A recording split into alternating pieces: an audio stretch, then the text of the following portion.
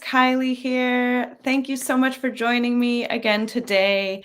Today, I wanted to talk a little bit about the infant brain and why parenting the infant brain is so important.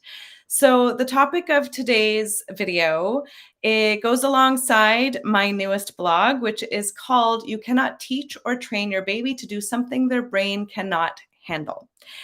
And the thing is that I hear all the time from sleep trainers. I see it in outdated sleep books. I even hear it through mamas about how their pediatrician has told them that they must be teaching their baby how to sleep. They must train them to not need support at night.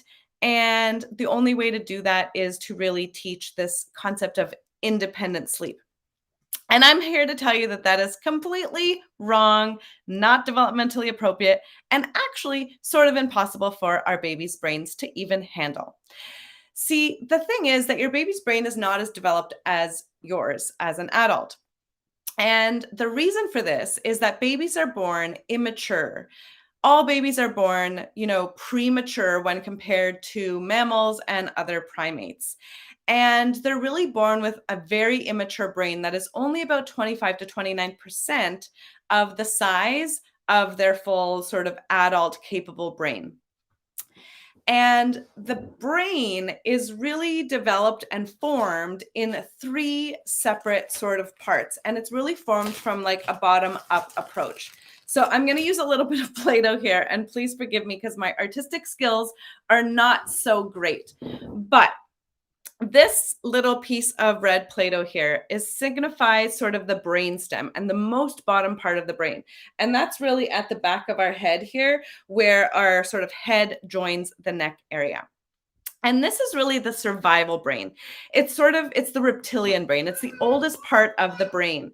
And the survival brain is really the only part of the brain that is fully sort of online at birth. So for newborns, this survival brain is the one that is turned on and fully functioning. And initially, this is really meant to survive, to help our babies survive, but also to help them really start engaging in relationships, which are needed for their survival.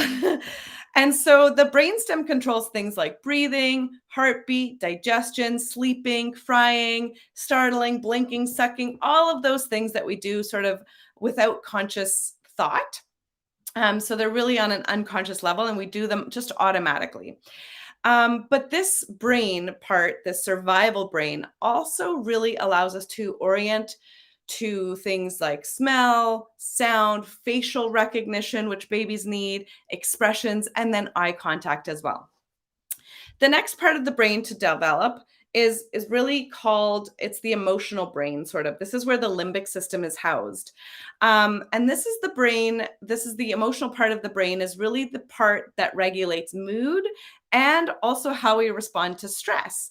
And this emotional brain doesn't really start to form or come online and really start to develop until it starts in the first 3 years of life, but it's not fully formed, fully matured even by then. So really, it's definitely not ready to do anything in newborn babies or even in the first year. Okay. And then finally, we have this sort of, or I guess I did it wrong. this middle part, the emotional brain, is a little bit bigger. But finally, we have this little piece of the brain here, which comes to the front. This is the frontal brain, or the prefrontal cortex, the frontal lobe. And this really is the part of the brain that is where sort of our true self-regulation happens, our true ability to calm ourselves from a distressed state. It's often called the thinking brain or the cognitive brain, because this is really where, sort of our CEO of the brain kind of is housed and helps to control all of the different parts and helps to guide in terms of executive functioning and things like that. But this is really where self-regulation happens. And this part of the brain doesn't actually even start to turn on until we're about 3 or 4 years of age. And it doesn't fully mature until we're in our 20s. And I'm sure that you have met a toddler who wanted the blue cup and not the pink cup that you gave them, and they had a gigantic meltdown and were not able to self-regulate themselves through that or to calm themselves down even through that. And we shouldn't expect them to, because their brains are not actually capable of that. They need us to help them co-regulate. So why then are we expecting our babies to be able to calm themselves and soothe themselves from a distressed state at night when they wake up and they're crying because they're hungry or they're thirsty or they're cold or they're hot or they are uncomfortable or they are scared because they don't know where their mommy went or they just need some love and comfort? And so they call out, they cry out for support. And in our culture these days, we are kind of like, oh, no, you must not respond to them. No, no, no. They should be learning to sleep independently, and we must train them to do that. So we do not respond. What? Oh my gosh. That's bonkers, because actually they don't have the thinking cognitive part of their brain developed to be able to talk themselves through that. Oh, it's okay. I know my mommy comes to me during the day when I'm crying and I'm not feeling well, but I know it's nighttime and I'm supposed to be sleeping. So I'm just going to roll over and go to sleep. Nuh-uh, that does not happen. They don't have the ability to do that self-talk yet. Okay. So this is so important because we are really missing the boat and we're causing so much stress and overwhelm in mamas all over the place, myself included, 6.5 years ago when I was trying to navigate the whole sleep thing with my first. And you drive yourself crazy trying to teach something to your baby or train them into doing something that they're not even able to do. They're not going to be able to do until even closer to 3, 4. Heck, you probably know some adults who are not using their frontal thinking brain properly and are not able to self-regulate. Am I right?